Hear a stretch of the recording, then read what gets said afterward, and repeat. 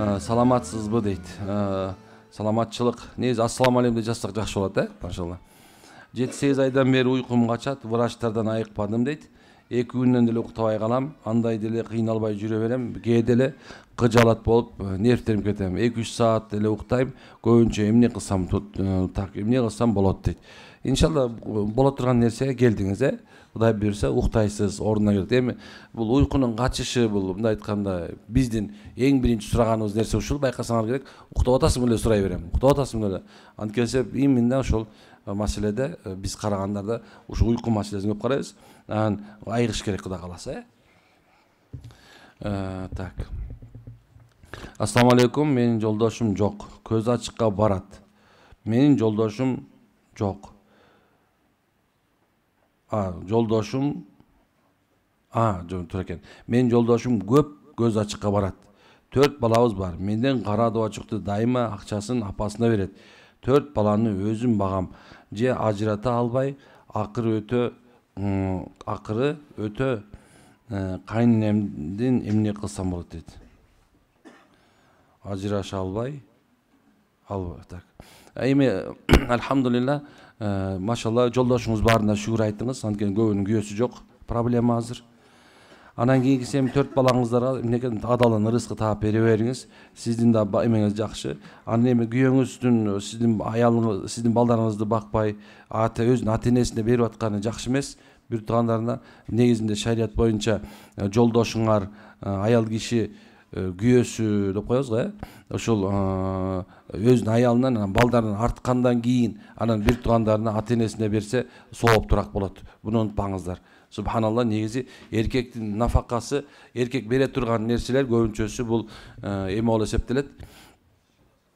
Өзүнүн үй бүлөсүнөн биринчи башташ керек. Өзүнүн аялын, өзүнүн күйөөлөрүн, өзүнүн аялын, өзүнүн балдарын багыш керек. Андан кийин анан калганын бериш керек.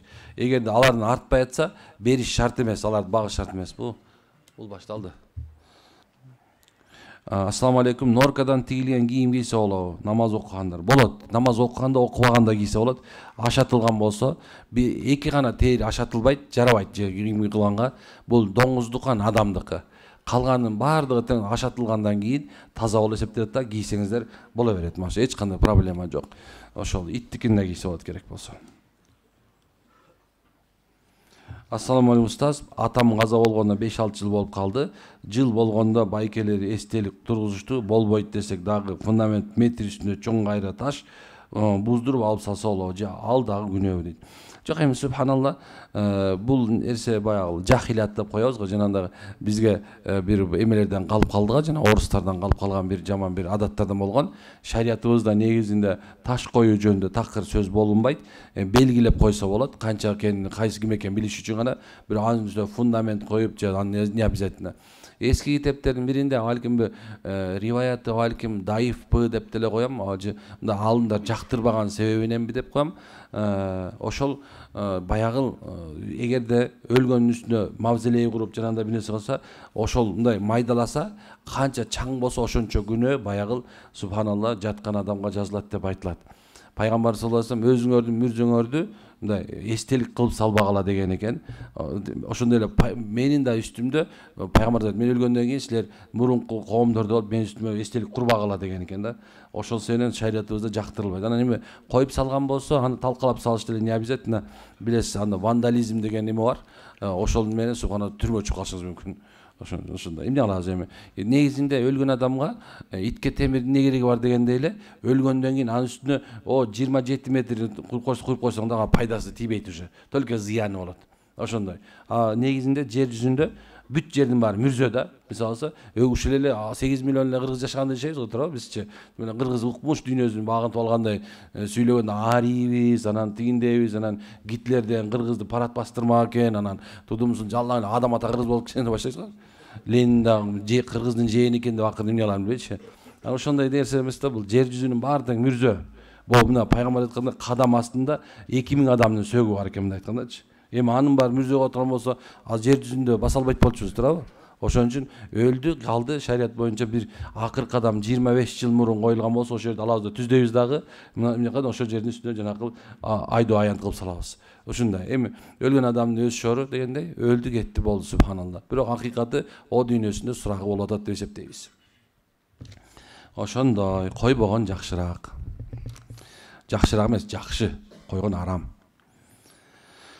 Ассалам устаз, менин өзүмдүн жүрөк өйгөн маселе, мен өзүмдү жаман эмесминби деп жей берем. Анткени мен балдарыма мээрим түгө албайм. Ката кетесе түшүндүрүп айтканын ордуна сразу жиним менен катуу урушам же чаап жиберем. Субханалла. Туура эми баланы чаап сабап эч качан эч ким эч кандай бир пайда тапкан эмес. Албетте эми бирок өзүңүздү жаман энеми деп эсептегениңиз бул өзү жакшы. Колдон келишинче машалла оңдоого аракет кылыңыздар. Мен азыр бизде көптөгөн нерселер бар. Мисалы даватка айтыңыз, күйөөңүз айтыңыз, мен даватка чыгарып кел, мастурат жамаатка алып кел, мен ушу барып үйрөнүп келсем, ошол жерди барып бир аз жакшы көрүп келейин. Мен да иманды үйрөнөйүн деп. Чынында келгенде баланы тарбиялоо маселесинде абдан чоң маселелер бар. Ошонун бирөөсү баланы шариятта сабаш керекпи десе, ооба чабыш керек. Бирок кол менен эмес, чыбык менен. Же болбосо мындай кез келгенде чымчык коюш керек. Бирок эч качан башка чапканга болбойт. Ошондой эле мисалы бирөөнү жакшы көрүп, бирөөнү жаман көргөнгө болбойт. Ошол эмеде субханалла бир балаңа подарка бер, экинчиге бербей койгоң болбойт. Чогуу бериш керек баарына деп ушундай деген нерсе көп, тарбиянын нерсеси бар.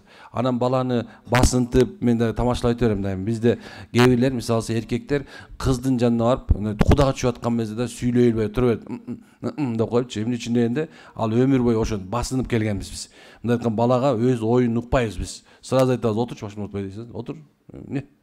Же болбосо субхана жоголбай көзүмө көрүм дейт го. Эмне үчүн дегенде, ушул нерсе бизде мындай каныбызга сиңип калган. Ошон биздин балдарыбыз эч качан өзүнүн оюн айта албайт. Даже мына ошол жерде турган мисалы кээ бирлер, эмне мындай кылып атасың деп мени карап турат да айтсамбы айтпасамбы депчи. Анткени тетиги жерде калып калган нерсе бар. Ошон үчүн мынекей балага тарбия бергенде аны сабап эмес, балки жакшынакай бир адеп менен, бир мисал менен түшүндүрсө өтө жакшыраак болот деп эсептейм, машалла, туурабы? Мен деле кээ бирде балдарым бар эми, балалуу киши болгондон кийин субханалла кээ бирде урушат экенсиң, кээ бирде чабат экенсиң дегендей. Бирок көп убакыттарда мага жаныма келгендер айтат, сиз балаңыз менен бир 60-тагы кишидей сүйлөшөт экенсиз. Ооба, эмне кылам мен, моңго чыгып кетти балам, субханалла. Аны сабаганда толку жок уже, экөөбүз дос болушубуз керек. Ал ар жака өзүнүкүн кыла берет. Ошон үчүн айтабыз, кылсаң кыл, бар, кыла бер. Бирок пайдасын, зыянын ойлонуп кой, карап плюс минусун карайт да, кыла берет.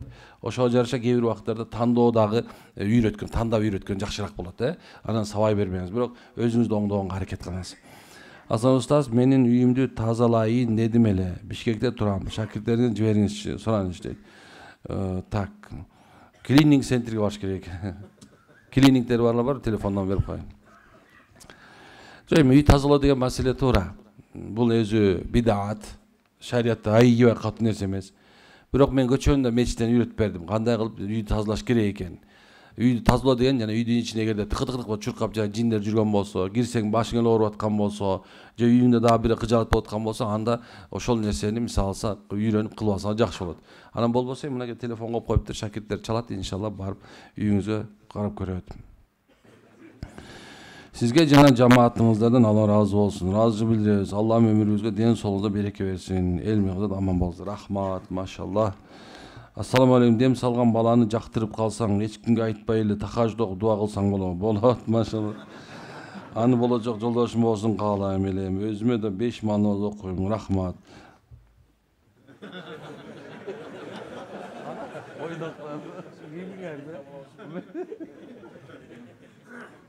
Силер дем салып атыр, намек кылып атасыңар. Я Алла. Булар катуу. Бирок аялдары бар булардын. Жабышпагыла. Ошода. Устаз, сизди жакындан көргөнү өтө кубанычтамын. Күйөөм жылдап Россияда жүрүп иштеп келет. Негизи канча айдан соң нике бузулат. Нике бузулса да уруш талаш көбөйөбү дейт. Жок. Эми субханалла, бул жагына келгенде мен дайым айтам, бул жагына аябай катуу эмемин азыркы заманда. мен азыр мисалы 4 ай балким субханалла алыс жакта жүрсө болот деп шариятта айтылган тигиндей мындай деп айткым эле келип турат. Бирок мен ошо көбүңөрдү азыр мына Кыргызстан оңолуп эле калды. О айлык толтура, жумуш толтура. О пакистанецтер менен апам азыр таң калып келди. О деди көлдүн тияк башынан ушакка келгенче өлкө индустар көрдүм дейт. Анан эми айланандар субханалла, эми ойлосоңор иштесе бар биякта эле. Эми кетпей эле койгулачы болду. Карчы мен уже никени бузган ойлоп баштаптыр уже. Бул деле эмеде. Эми субханалла айтайын деген нерсем ушул. Азыр аялдарды тыштап кеткен болбойт. Чын. Мурун болсо айтат эле эми заман ушундай болуптур, иштеге жок болчу, орустар иштеп келиш керек деп. Бирок азыр жумуш бизде деле көп. Эми күнөө болот эми. Ошон үчүн машалла тыштабагыла. Анан нике өз бузулбайт. Эркек киши 10 жыл, 20 жыл жок болуп кетсе деле нике бузулбайт. Түшүнөсүздарбы? Эмне үчүн дегенде, эркектин оозунан талак деген сөз чыкмайын, ажырашам деген сөз чыкмайын, эч качан нике узулбайт, унутпаңыздар. Кээ бирлер бар экен, жашыруун барып туруп, соттон барып, күйөөсүнөн ажыраш башка тийип кеткендер бар. Бул да жарабайт, бул да арам. Ошо нике кыйган молду да күнөөкөр болот, дальше бар тең. Ошо себептен субханалла аялдар болсо күйөөсүн тыштап, башка жака иштеп кеткени жакшы эмес, жайыз эмес, арам эле нерсе бул. Бу эркектики ладно, бер жагынан жайызыраак болуп кичине окшошураак болушу мүмкүн. Бир аялдын өз алдынча Турцияда, Россияда, дагы башка жакта иштеп жүрүшү бул жакшы иш эмес туугандар. Ушундай күйөөсү туруп. Ушундай. Буга көңүл бурбагыла, өтө көңүл буруңуздар. Так, саламатсызбы? Менин жолдошум талак айтат. Көбүнчө 16 жыл болду жашаганыбызга. Урушубуз да ушул себеби дейт экен.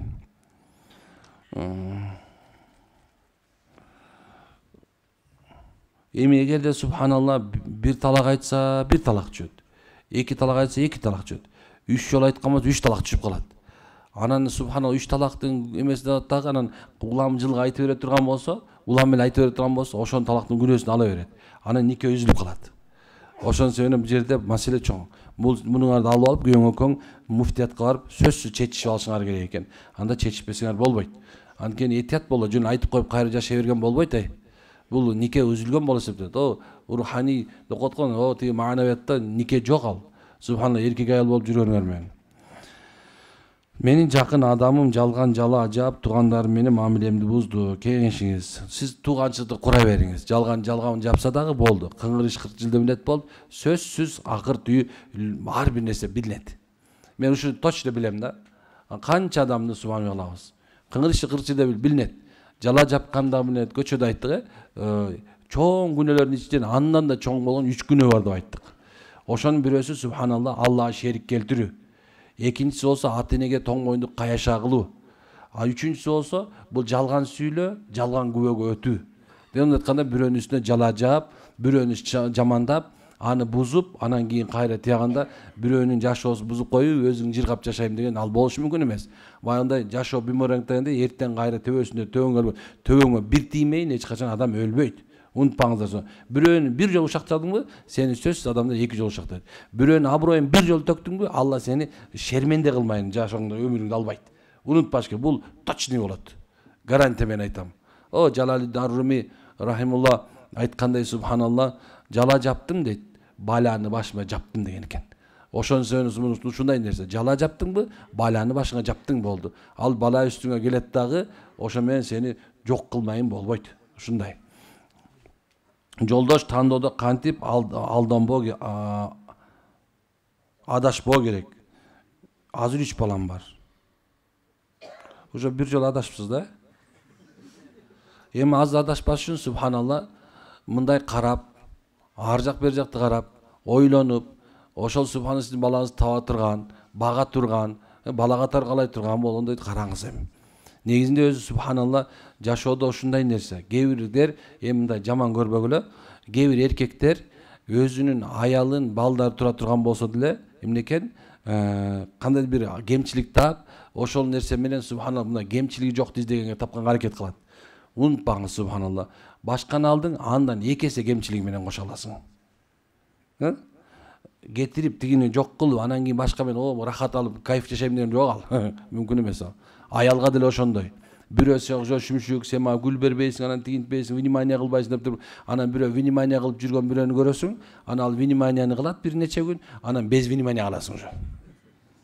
Ошондой. Азыр ошондой эркектер толуп кеткен. Вниманияны тимелеп ушундай укмуш карап турат, субханалла.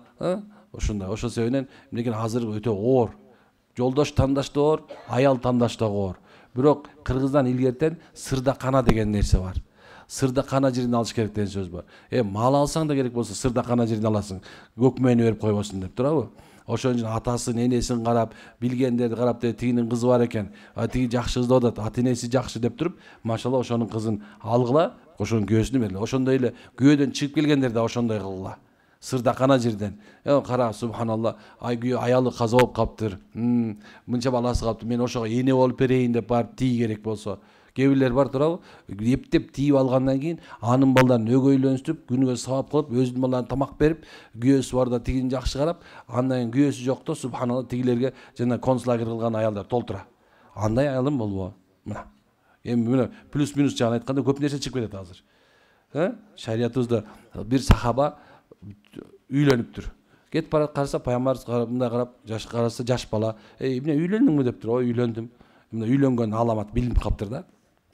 Анан үйлөндүм, кандай үйлөндүң десе, айтат экен, ушундай бир бала баракырасы бар, мен өзүмөн улууга бир үйлөндүм десе, жашырган эле албайт белең. Мындай бир күйөө тийбегенден жашырган албайт белең десе, я Расул ошентип эле алайын деп ойлодум дейт. Бирок мен үйдүн улуусумун, атам апам каза болуп калды. Анан ушу менин карындаштарыма жакшы эне болор бекен деп, ушуну алдым деп айткан экен. Пайгамбар да анда сен жакшы кылыпсың деп айткан экен. Кээ бирде ушундай болуш керек болот. Ошол аял киши деле, эркек киши деле тандап атканыңарда өзүңөр балдарыңарды, субханалла жакшы карай турган эркекке, жакшы карай турган аялга турмуш курган жакшыраак болот иншалла. Так, иним аялы менен ортодо 1 жылдан артык жашабай калган болчу. Жарашпайсыңбы деп урушсам балаң бар деп. Бир аз ичип алган экен. Талагын бергем деп айтты. Мага азыр кайра жашап жатат. Кандай болуп калат дейт. Эми муну чечиш керек. Муну жөн эле чечилбейт бул. Талагын бергем деп койсо эле, сизге айтса эле, талак түшүп калдыбы, кайра жашап атат, болобойбу деген нерсе да. Ошол субханалла, эгер сиздин колуңузда 1 жол талагын бергем десе, анда 1 талагы бар. Анан калганын чечиш керек. Устаз, барган Алла разы болсун дейт. Менин суроом, намаз окуп бүткөндө зикир чалуудан мурун омин деп бүтүрүү керекпи же зикир чалгандан кийин омин деп бүтүрсө болобу? Любой жерде омин деп бүтүрөсүң да. Амин деген кабыл болсун деген сөз да. Намазды ассаламу алейкум рахмат, ассаламу алейкум эки жака салам бергенден кийин дуа кыл, омин дедиң, бүттү, намаз болду. Калган зикирлердин баары мустахаб уже.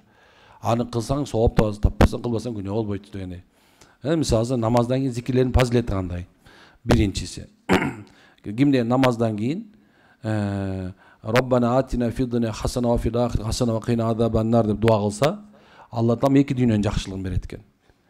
Аллахумма гфирли деп, Алла мени кечир, вал муъминин минат вал муслимат деп, Алла мусулмандар, мусулман эркектердин дуасын, мындай күнөөлөрүн кечир деп тилесе, анда иншалла анын дуасы кабыл болот экен ошол замат. Андан кийинкиси аятыл күрсү окуса, мындай пешим окуса асырга чейин Алла тааланын коргоосунда болот экен. Анан кийинки Субханаллах 33, Алхамду 33, Аллаху акбар 33, ла илаха иллаллаху вахдаху ла шарика ла, лахул мулк ва лахул хамд ва ху аля кулли шайин кадир деп айтса, эгерде анын күнөөсү деңиздин жээгинде көбүктөй көп боло турган болсо, Алла та кечирип салат экен. Андан кийинкиси ар бир намаздан кийин салават айта турган болсо, эң жакшысы 10 салават айта турган болсо, пайгамбардын 10 саламы болот экен. 10 нескен, ошол адам 10 даража көтөрүлөт экен. 10 периште субханалла ошол адамга магфират кечирим тилеп турат деп айтылган болсо. Аны эми ар бир намаздан кийин баягы жакшы бала болгондон кийин, балки ата энебиздин алдында милдетибиз бар болгон себебинен өтүп кетсе дагы, эгер Куран окуп тилават кылып кое турган болсок, иншалла, мынакей сен чын ауладын салат, чын айткан чыныгы салих, атаңдын аркасынан калган чыныгы кыз, чыныгы бала экенсиң. Атаңа, апаңа Куран окуп багыштай алган болсоң, мына сен чыныгы эркексиң, чыныгы кызсың, субханалла. Эгерде ата энең аркасынан бир Куран багыштай албасаң, бир субхана бир дуа кыла албасаң, бир ихсан кыла албасаң, анда сен кимсиң? Анда субхан жөн эле туулуп капсың сен случайно эле. Курсаң тойгузуп, кампай ары бери басып, бирок өлүп калган ата энеңди унутуп калган болсоң, чоң апаларыңды таята тайылын унутуп калган болсоң, анда сен кимсиң? Маселе ушунда. Өлгөн адамдарга жок дегенде дуа кыла албасаң. Эми пайшама айтпай эле коеюн, баягы ошол күнү именно Куран окуш керек. Любой эле убакта мисалы, бирок намаздан кийин окуп кое турган болсоң, албетте субханалла, нур үстүнө нур, сооп үстүнө сооп, машалла. Болду ошол эле нерсе. Анан кээ бирлер мен бидат кылды, астагфирулла, каяктан тапты деп эле койсун. Мен айтайын десем, кыясым ушуреки, ошол сен чыныгы бала болгондон кийин, эмне атаң аркасынан эмнеге дуа кыла турган бала болгонуңдун белгиси ошол. Бизде ошол адат болуп калып калган. Ушуну кылышыбыз керек. Устаз, Аллам сизден разы болсун. Менин суроом, телефондон талак берсе түшөбү, нике бузулабы, кайра жашап атышат дейт. Ооба, маселе бул уже түшөт деп айтабыз.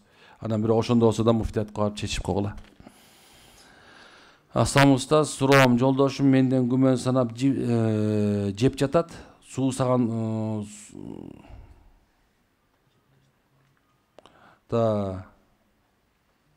сууга май кошуп чачыпсың. Так. Бей кой турчу. Муну кийин. Ассаламу алейкум устаз, суроом, жолдошум менден күмөн санап жип жатат. Сууга май кошуп чачыпсың. Өзү алып келген чай туздарды алмаштыра берет. Чыгып кирип көзгүдөн өзүн өзү карай берет. Ар сөздөр менен ашатып сөгөт. Ата-энем тууган урук келбесин деген. Өзүмү да жөнөтпөйт. Ошол себептен өз үйүмө кетип калдым. Bir gün 1 saat тынчтык жок. Кошуналардан көрөт. Бакчыларга аларды аныктайбыз дейп. Эми жашайм деп келет. Мен жашагам жок, көңүлүм калды. Эмне кылсам болот? Барбай эле кой, болду. Үйгө келип алыпсың как раз. Барбай эле кой, субханалла. Эметсиң күзгүдөн карап жүрөсүң өзүңүз. Чында. Эмне жашоо бул? Катын эмне адам эмеспи? Сен эле адамсыңбы? Чын эле эркек болсок эле биз ушунчалык акыбыз барбы?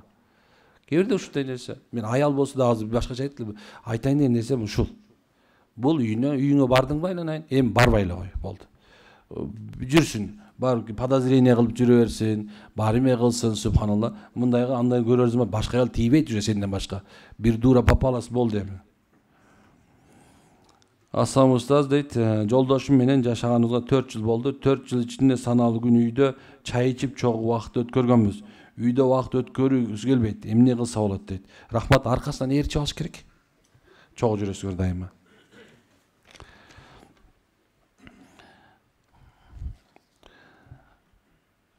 Мен бүгүн мындай суроолордун баарына кыска нуска жооп берип салгым келип турат десеңиз да. Бирок айтайын деген нерсем мындай да. Билбейм кандай экенин билбейм, бирок шарият мындай. Пайгамбар саллаллаху алейхи вассаламга бир сахаба келип айтат экен, жок, пайгамбардын аялына келип, үчөө келип, пайгамбарыбыз кандай десе, пайгамбарыбыз мындай десе айткан, бул пайгамбар да дейт. Анан бир айтат экен, мен эми өмүр бою субханалла түн ичинде уктабайм дептир. Бирөө айтат экен, мен өмүр бою субханалла, өмүр бою орозо кармайм. Анан бир айтат экен, мен өмүр бою субханалла, баягы унутуп атам, үчүнчүсү бир айтайын деген нерсем, пайгамбар залал келип айтат экен, мен да пайгамбармын. Бирок мен да уктайм. Мен да орозо тутам, мен да үй бүлөмө убакыт бөлөм деген экен. Демек пайгамбар ушундай болуп аткандан кийин субханалла, эмне экен? Бул жагында маселе. Демек эркек киши өз үй бүлөсүнүн акысын бериш керек. Пайгамбар саллаллаху алейхи вассаламга дагы сахабалардын аялдары, я Расулалла, күйөөм мечиттен чыкпай калды. Күйөөм Алла жолунан келбей калды. Күйөөм ушундай болуп сиздин жаныңыздан чыкпай калды. Пайгамбар бар, үйүңөрдө да аялыңардын акысын бергиле деген. Түн үчүн да акысын берүү керек аял кишинин, күндүзү да акысын берүү. Эми жанында кечке чейин отуруп ал деген жокмун, бирок жумуштан кийин келгенден сөз анын тамагын даамын татып, анын субханалла жытын жыттап, субханалла анын балдарың менен ойношуң, ошондой субханалла сүйлөшүп, баарлашып отуруш, бул эркек үчүн милдет. Жанагындай бар го, баняда жүрдүм, достор менен жүрдүм, жок субханалла, анда бар ошо банядагыларга үйлөнүп ал, ошо досторуңа, эмне дейм эми. Андай болбойт. Ал акысын бериш керек үйдүкүнүн, ушундай нерсе. Андай кылбасаң күнөө бул. Күнөө. Мына бу аялым монтуп атканда, мисалы, эгерде биздин мамлекетте башкача болуп атпайбызбы? Бирок жанагындай мындай ислам шарият көп жерге барса сотко берсе, сени кадимгидей үй камагына камап коймок, баланча жылга. Ушундай. Анткени аялдын үйүнү Сиз эмес, Аллах угуп койгон. Айша энебиздин үнүн Аллах угуп койгон, субханалла. Сахаби bir аялдын үнүн Аллах угуп койгон. Келип пайгамбар саллаллаху алейхи вассаламга келген, Аллахта аят түшкөндө пайгамбардан сыйлай турган болгон. Hazreti Umar халиф болуп турган мезгилде ошол аял келип туруп, "Эй, Умайр" деген. Умар деген эмес. Карасаң аты кичинекейден Умайр экен да. "Эй, Умайр" дейт. "Алладан корк" деп колума кезеп турганда башы минтип турган экен. Ошондо сахабалар, баягы жаш балдар түшүнбөй, бул кемпир эмне болуп атат? Hazreti Umar титиреп туратка дегенде, Hazreti Umar акырын турга деген экен. Баягы тургандан кеткенден кийин, "Эмне мынтип турдуңуз?" деп айткан. "Буга" дейт, "Аллахта аят түшүргөн" дейт. Пайгамбар ушинтип унчукпай угуп турган дейт. Мен киммен деген угушум керек деген. Мына ушундай кел Алла Таала аялдардын укугун Куран менен, субханалла, мындай коргоп салган. Просто азыркылар кичинен өзүнүн кадырын жок кылып койду аял кишилер. Мен динден алыс жашайм, динсиз жашайм деп атып, ушундай бир жанагындай бир чоң нерселерди жашоодон алып коюшту өзүлөрү эле. Болбосо ушундай алардын даражасы. Үй бүлөнү карагыла. Тажап кеткен жоксузарбы? Мен уруш баштадым окшойм, кечирип коюңуздар. Бүгүнчө да күлө албай атат окшойсуңар. Ассаламу устаз, жолдош менен кантип итаат кылам? Мына, ошол. Рахмат. Дуа алып коюңузчу. Мен Куран ээси болоюн. Алла ыраазы болсун. Мында сиздер ушинтип айтканыңыз эле бул итаат, машалла. Ошол итаат кылуу деген нерсе ошол арам нерсесине баш ийбеңиз, адал нерсенин баарына баш ийиңиз. Мейли күндүзү, мейли түнү. Күндүзү баш ийип, түн ичинде баш ийбей койбогула. Түшүндүңүздөрбү? Некен ошол күндүзү кандай итаат кылсаң, түнү да ошондой итаат кыл. Арам нерсе болсо жолотпо. Адал болсо субхану welcome. Түшүнгөндөр түшүндү. Милдет ушул эле. Шарият жеңил. Адамдай эле жашаш керек просто эле. Адамдай эле жашаш керек. Алла менен мамилеңди туурала. Намазыңа дайыма бекем бол. Орзоңду тут. Зекет бай болсаң зекетиң бер, бай болсаң ажылыңа бар. Нисабың жеткен болсо. Андан кийин эркек аялдын ортосунда субхан аял киши эмне кылыш керек десе, аялына аялы күйөөсүнө субханалла ошол бардык жагынан баш ийсин, бүттү. Жакшылыгын ачсын, жаманчылыгын жашырсын. Мына ушундай нерсе. Бирок деген жок. Эмелеки башында айткандай, отур тиги менен катышпа, ата-энеңдикине барба деп аны айтканга болбойт эркектер. Ал акысы аял кишинин. Энесин көрүш, атасын көрүш, жоктон бир жылда бир жолу алыс жакта болсоңор. Азыр эми күнүгө эле көрүп атат дечи, бирок эми жоктон эле топурагын жытат коюш керек, кергизде жана өзүнүн төркүнүнөн. Болду жетет ошол. Калган убакытта субханалла менен ошо күйөөсүнүн жакшылыгын ачырып эле, жаманчылыгын жашырып эле, тууган балдарын карап эле, үйүнө алып келген рызкысын жеп эле, машалла, алтыным күйөөм сендей боло деп жашай бериш керек. Канча деген сонун аялдар, сонун апалар ушуну жашап эле келген. Так, ассаламу устаз, Аллахым разы болсун сизден, келген мусулман бир туугандардан да Аллахым разы, шифасын берсин. Кызмат кылган бакира. Машалла, Аллахым береке берсин. Рахмат. Ассаламу устаз, сизге жана сиздин жамаатыңызга дейт. Ушундай.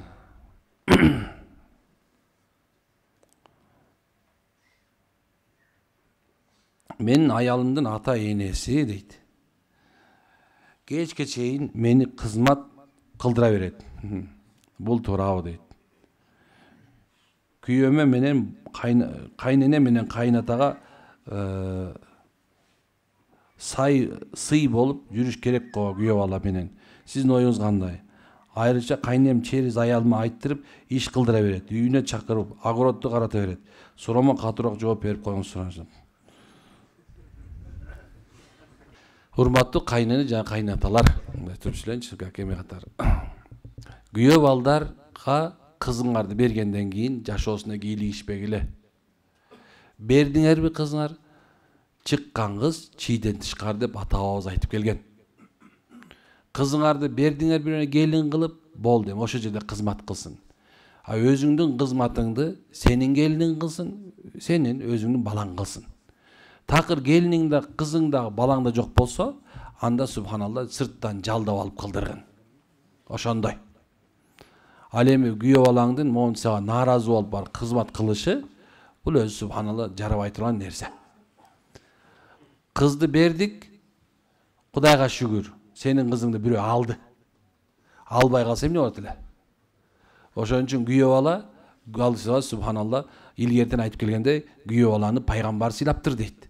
Демек сен дагы акылыңа келген дагы көзүңнүн күйөө балаңды субханалла дайыны жок кызмат кылган чакырба. Кызыңды да унут, пожалуйста.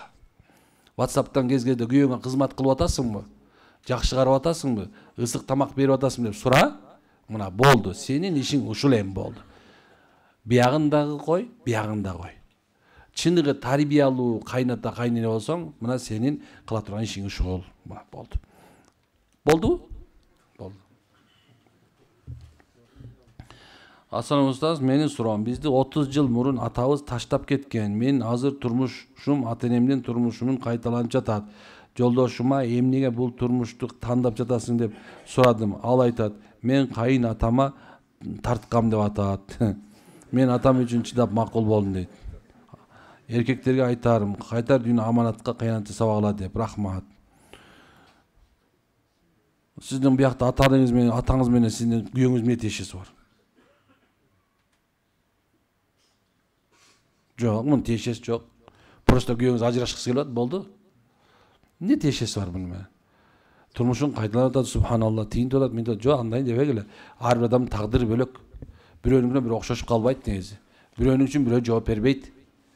Ар бир адамдыкы өз-өзүнчө. Мунун чоң далили бар. Айтып берейинби кайсы далили? Баарыңардын мүрзөңөр отдельный. Түшүнүп атасыздар? Баардык адамдын турмушу отдельный. Ошол эле мүрзө болгон себебинен. Ар бир өзүнчө отдельный чуңкурга кирет. Ошон үчүн мен атам, апам үчүн анан тигинде жок, андай деп эле. Мен кээ бир балдар айтат да келет, устаз атамды бир нерсе дейин дедим, атам тигинти, апам мында экөө урушуп атат деп койма дей беришет. Анан айтам, сен мында четке чык дейм. Атаң, апаң ортосуна кийлигишпесин. Кийлигиштин кереги жок ал экөөнүн. Ошо экөөнүн сүйүүсү, ошо романтикасы ошол. Алар тийгенден баштап 30 жыл кырылышып келген. Аны кечине карасаң чай ичип кучакташып жатып алат. Сен тиешең эмне ал жерге? Ошон үчүн тийишпегиле аларга, сүйлөбөгүлө алар жөнүндө. О ажырашып кетишиптирби? Ал субханалла эми түшүндүң мынакей, ушунча жаштан кийин. Мына түшүндүң эми. Көрсө субханалла, көрсө жашоодо ажырашат турбайбы адам? Турабы? Өмүр бою ошолорго окшошпойм деп жашап келдиң, Алла окшоштуруп койду. Эмне кылалы эми? Ошондой, ошон үчүн кийлигишпегиле. Аларды кокушпогула. Андан көрө ушул жашооңузду субханалла, о күйөөңүздүн аркасынан жок мен ажырашпайм деп эле аркасын ээрчип ал, мында кайла ордуна келип калат субханалла. Ушундай. Анан ойлонуп коюш керек. Эмне себептен күйөөм ушинтип качып атат? Ошон үчүн муну дагы жакшылап ойлонуп койгула. Бул өзүнчө бир искусство субханалла жашоо. Үйрөнүш керек жашоону. Силерге мындай кээ бирлериңиз мындай айтып атсам азыр, бул эмне жөнүндө эле сүйлөп атат? Эмне кереги бар эле? Айтпай эле ушу молдо да айта турган сөз беле деп атып болушуңар керек да. Бул кара телефондун ичиндечи уже ысып кеткен ужечи. Ассаламу алейкум, апам менен үкөм 20 жылдан бери мигрант болуп иштейт. Дагы деле үйлүү боло элек, дуа кылып коюңузчу. Үкөм 32 жашта үйлөнө элек дейт. Кыргызстанга келсин иншалла. Мына ипотекага берип атат, как раз алып алса батыраак кутулат. Кыргызстанга келгиле, мигранттар. Келгиле айланайындар. Болду эми. Жүрдүңөр эми. Орустан качанга чейин ар кайсы тиги жанагы эмне жер астында иштемне эле? Пади эмне? Жок, жер астында жанагы метродо эле качып жүрө бербей айланайындар. Келгиле, болду. Келгиле. Кыргызстанда уже мындай айтканда сонун. Маша жумуш дагы бар, баары эле бар. Сон. Бат эле алып аласыңар. Чын, аракет кылган эле жашоосу азыр. Устаз, менин суроом, талагыңды бердим SMS өтөбү. О, бир жол жазса бир жол болот. 2 жолсо 2 болот, 3 болсо 3 болот. Жолдошум экөөбүздүн ортобузда 4 кыз бар. Экөө жол менен эркек балалуу болсок, шариятка туура эле болобу, же туура эмеспи? Экөөң тең акмаксың.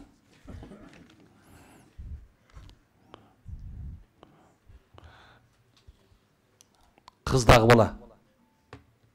Бул экөөңдүн тең оюң туура эмес бул. Ай. Кудай үчтү бериптир, болду да эмне атасыңар эми? Эмнеге ушундай дейсиңер ай? Качан кайсы замандарда субханалла ушул нерсе? Эми койгула эми. Кудайга ыраазы болгула. 3 кыз бар экен машалла.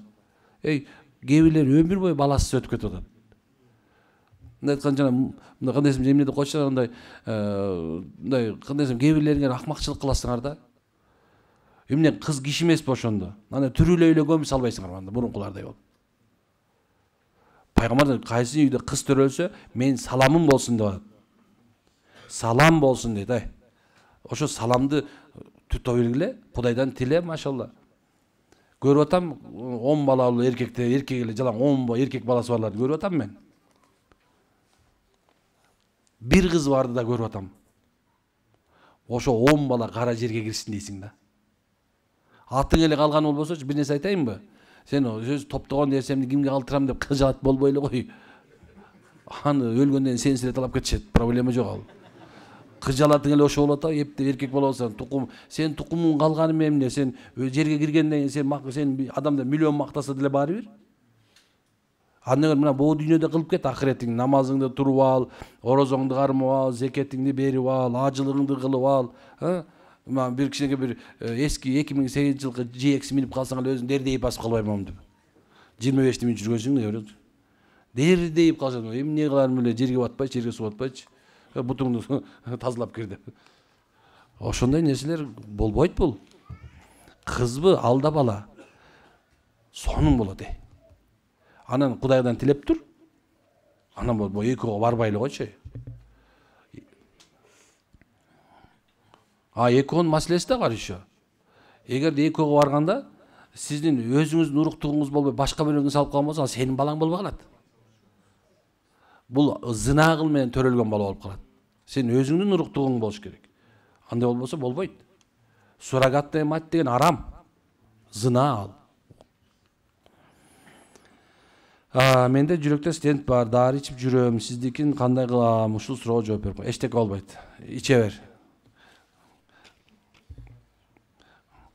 Үйлөнөйүн дегем, анан үйдөгүлөр коюптур, биринчи тигинин жасайын, муну жасайын деп жылдырып атышат. Эмне кылсам болот? Машинеге сал да үйүңө алып келип ал. Пипилдетип эле апарып калсаң, дос балаң жөнөтүп калсаң, алып келатат десең эле, баягы эмне болорун билбей эле ызды чоол эле эски жолукту чапандан чыгара калышып эле, сандыктан чыгара үстүнө айланайын келип тосуп алышат болду. Анан Кудай жеткизет, калган Кудай берет иншалла. Ошондой. İçkendерге көбүрөөк дават сурайбыз, сураныч.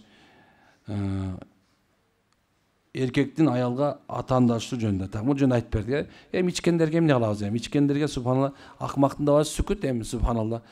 Биякталар ичпейбиз деп сөз берип чыгатышат 2-3 күндөн бери. Такыр. Анан ошо менен Кудай берсе жакшы. Кудай берсе мен дават ушунда өтө окшойт деп атам. Анан атаандашы жөнүндө айттык. Сиздин элге жасап жаткан ишиңизге ийгилик, Аллах разы болсун. Мен жолдошум азыркы учурда бул жакта. Кудайга шүгүр. Өткөн жумада сизден дем салып жамаат жатканда көз алдымдан өтүп кеткен бир тууган иним агасы тагасы көз алдымдан өтүп даана көрүнүптүр. Эмненин белгиси? Балдарыңызга бата берип коюңузчу. Субханалла, күйөөңүз ушул жерге келер мен ойлой болуп кеттир, машалла. Балдарыңыз имандуу болсун. Кудайым береке берсин, машалла. Ассалам устаз, так. Сактаныш үчүн эртең менен кечки дуаларды амалда айтып коесузбу? Как раз Инстаграмга кирсеңиз, ошону айтып бердим баягы. Аутсанын балдары менен сабак болгондо, ошону айтып бергем. Инстаграмга кирсеңиз, 3-4 видео турат азыр, ошондой. Урматтуу устаз, Эрмек менин келиним уулду болууларына келип жүрөт. Алладан уул тилеп атабыз. Шариат жолунда кандай мүмкүнчүлүктөр бар? Уул тилеп атканда кыз барбы? Субханалла, Кудай таалам кааласа кыз берет, кааласа эркек берет, кааласа экөөнүн чогу берет. Алла кааласа бербей коет экен. Ошон үчүн бергенине шүгүр кылсаңыз бай болосуз иншалла. Менин жараткан суроом, атам экөөбүздүн мамилебиз жакшы болбоду. Мени көп урушту. Жаштык кылып мен да көп таарындым. Кийин көзү өтүп кетти. Мага нааразы болуп кеттиби дейм. Эми мага ыраазы болуш үчүн кандай кылышым керек? Эртең менен ар бир намаздан кийин 5 мал намазда Алладан атаңыздын күнөөсүн Алла кечирсин деп тилеп туруңуз. Ошол сиз үчүн чоң пайда болот иншалла. Жакындан бери үйдүн босогосунан ичинен үлүлдүн кабыктары чыгып калды. Интернеттен издесек үлүлдүн кабыгы сыйкырга байланыштуу болушу мүмкүн деп жатат. Чын болушу мүмкүн. Болбосо үйдө үлүлдүн кабыгын ойной турган бала жок дейт. Эми астагфирулла, эми курт менен эмненин жүрбөгөн жери жок деп коет го. Биттен курт менен биттин жүрбөгөн жери жок деп коет. Субханалла. Эми ар нерсени мындай үйүңөрө кумурска толуп кетсе, же болбосо жанагындай бир нерсе болуп кетсе деген нерсе көбөйүп кетти, мен көрдүм, субханалла. Анан эми кээ бир дамалар да ошол жөнүндө айтыптыр, аларга мен каршы сөз айта албайм. Бирок көп убакыттарда мындай дейм да, ар нерсеге ырым кылып, ар нерседен корко берсеңер, жашооңор тарыгандан тарый берет. Ошон үчүн ислам ла илаха иллаллахка түзүлөт. Некен бир Алладан башка сыйынууга татык жок деген сөз, сыйынууга татыктуу зат жок деген, коркууга да татыктуу зат жок. Коркууга да, пайда зыян алып келүүгө да татыктуу зат жок Алладан башка. Демек сен жашооңо келип аткан нерсенин баардыгын сен Аллага тая. Алладан, мына ошол жерде отурасың, Алладан болду, келди, Алла алып келди силерди. Ошондой эле үйүңө Алла алып келди, болду. Бисмилла шыпырдагы, үйүңдүн ичине кадимгидей Куранды кой, намазды оку, үйүңдү мүрзө кылып салба. Иншалла, Кудайым берсе эртеңки күндө ордуна келип эле калат. Макулбу? Ырым-жырым канчалык көп болсо, ошончо жашооңор тар болот. Ырым-жырым. Бара жанагындай үйгө дагы эмнеси илип коюшту, эми камчы илип коюш керек, пайгамбарыбыз айткан. Үйгө мындайында камчыны илип коюш керек. Ал эркекти ар бир үйдө камчы илип турган жакшы. Пайгамбардын насааты ал. Камчыңарды илип койгула дейт, үйлгө алып турсун дейт, үйдөгүлөрүңөр дейт. Эми аны менен сабаш үчүн эмес, тиги менен деп койгондой ал үчүн экен. Эң жөнөкөй кичинекей нерселер бар мисалы. Ошондо анан үйүңөрдүн баарында тең мечиттегидей кылып аяттардын баарын илип, анан дагы нерсенин баарын илип, ушинте берген кереги деле жок нерсе. Түшүнүп атасыздарбы? Ушуга да көңүл буруп коюңуздар. Биздин үйдө бир кыз жашайт, квартирант, ичинде жини бар экен. Окутуңуз десем мага зыяны тийбейт деп койду. Ал үйгө апам бир туугандарын барып жүрөт. Окунбаса чыгарып салыш керек. Жок, эмне чыгарып саласыз? Жүрө берсин мейли. Анын жини менен сенин жиниңиздин эмне тиешеси бар? Бирөө илешип алган болсо, эч качан субханалла экинчисине ал тиешеси жок. Анткени ал биринден секирип экинчиге кирбейт, ал эч качан мүмкүн эмес, зыян да бербейт. Ал только ошого, аялга, ошо эркекке. Бүттү, ал ошону сүйүп калышы мүмкүн, ошону өлтүрөм деши мүмкүн, сыйкыр менен кирип алышы мүмкүн, эми ал ошого байланып калат. Ал башка бирөөнүн зыян бербейт өзү. Божо кыйкырлашпай, болот атпайбы? Силерге нөл пайдасы жок алардын. Нөл зыяны жок, субханалла. Түшүнүп атасыздарбы? Алар өзүлөрү ошо күйүп атат, ошондо кырылышып атат, ошондой болуп, эмнекен кыжаалат болуп атат. Алардын силерге такыр тиешеси жок нерселер алар. Устаз, мен Кыргызстанга эле учурап жүрөм, күчөп, чоңоюп бараткандай сезилет. Акыркысында жардан 120-150 метр учуп, тоголонуп авария болуп. Охо. Аны алхамдулилlah тирүү калдык дейт. Аллаху акбар. Ошондон бери өлүм деген сөз уксам коркуп чочуп жүрөм. Өлүм алдында сезилеби? Жүрөк көтөрсө болобу? Же эмне кылыш керек? Алла разы болсун дейт. Машалла. 150 метрден өлбөгөндөн аз эмесинен коркосуң эми. Пайдасы мындай кылба. Анан айтайын деген нерсем ушу, баягы кыргызча бар го. Жанагындай, эми бул кыргызча деп койдук, бирок илгертен бүткүл пайгамбарлардын бир жакшы бир сүннөтү бар. Эмнекен бир нерсе болсо Аллага таянып, курбанчылык чалып, баягы кыргыздар кан чыгарып коюш керек деп коет го. Кара болобу, ак болобу, семиздирек мына бирөөнү бисмилла сой дагы, бар медресеге барып сал, кедейге малга берип кой. Же болбосо мындай аксакалдарды бапайды чакырып туруп, бир жакшы батасын алып кой. Мына ошол да жакшы болуп эсептелет. Анан ошентип коюңуз, Кудайым буйрса, аман каласыз. Тагдырыңызда өлүм жазылбаса, өлөм деп коркпой элең. Асам устаз, мамам асынып каза болгон. Ар бир четверг Куран окуйм. Дагы кандай кылсам болот? Жана сооп кылыш үчүн экинчи сурам. Күйөөмдүн иши такыр жүрүшпөй жатат, аракет кылса да болбой жатат. Эмне кылсам болот дейт. Анда мындай кыласыз. Каждый четверг окуңуз. Кудайдын куттуу күнү окуңуз. Макул Куранды. Анан күйөөңүздүн иши оңолбой атса, эки нерсе кылыш керек. Биринчиси, сиз шүгүр айтыңыз, күйөөңүз автоматически болбой бай болуп баштайт. Экинчисинен күйөөңүз айтыңыз, сиз алып келген нерсе рахмат, ыраазымын деңиз, машалла тапканда береке башталат. Мынакей. Ушундай. Аллахым береке берсин. Эми туугандар, көбүрөөк убактыңарды кармап койдум. Колдон келишинче жооп берүүгө аракет кылдым, иншалла. Кудайым баарыбызга береке берсин. Айтылган вааз насааттар ушул жердеги адамдарга айтылды. Кээ бир нерселерди элдерге айтып түшүндүрүп койгонго аракет кылыңыздар, машалла. Анан колдон келишинче мусулмандардан болгула. Пайгамбар айткандай, Алладан корккула, Алланын пенделери дегендей. Баарыбыз Кудайдан коркколу, Кудайдын пенделерибиз. Алла баарына шифа берсин, иншалла, иман берсин. Амин. اللهم أنت ربي لا إله إلا أنت خلقتني وأنا عبدك وأنا على عهدك ووعدك ما استطعت الصلاة أبو لك بالنعمة علي بذنبي فاغفر لي فإنه لا يغفر الذنوب إلا أنت. Allah'ım bari aytılgan vaaz nasip kılın, amal için nasip kılın, ekle cücar kılın. Amin.